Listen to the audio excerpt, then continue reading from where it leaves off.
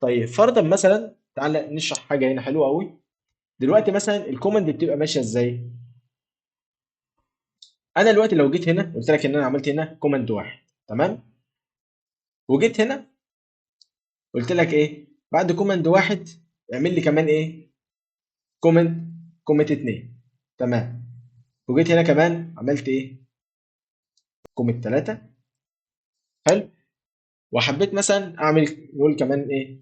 كوماند، نقول عملنا كمان كوماند اربعه، وليكن انا حبيت ارجع للمكان اللي فيه ايه؟ كومة اتنين، حبيت ارجع هنا، حلو، عشان اشوف مثلا الوضع ده مثلا لو ضفنا عليه حاجه معينه، او بمعنى صح حبيت ان انا اشوف وضع الفايل او وضع المشروع في الجزء ده، اقدر اعملها ازاي؟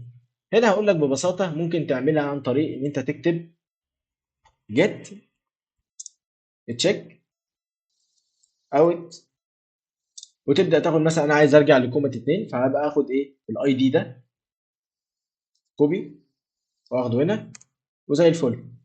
هنا هتلاحظ حاجة مهمة قوي، عمل لك زي سهم كده على ايه؟ على فايل ثلاثة، ولو جيت تلاحظ هو شاله من هنا، هو اصلا مش شايفه. انت لو جيت تبص اصلا وعملت جيت، حتى لو عملت جيت ستيتس او جيت لوج، هو مش شايف غير الاتنين كومنت دول. فانت لو جيت حتى جيت تشوف، انت هتشوف الفعل وهتشوف الابلكيشن في الوضع ده بس هنا انت عندك مشكلة، انت بتعرف حالة المشروع في وقت التعديل ده، بس في هنا حتة مشكلة ان انت مش هتعرف ترجع للوضع الحالي الا لو معاك الاي دي. فطبيعي اصلا انا مش هبقى حافظ الاي دي بتاع كل كومنت. فرضا مثلا لو انت ممكن تعدي اصلا ال 100 كومنت، فانت هتبقى حافظ الكومنت او الاي دي بتاعت الكومنت، هتبقى حاجه برضو صعبه ان انا بحافظ ايه الكومنت دي كلها. وهنا يبقى ظاهر حاجه اسمها ايه؟ البرانشز.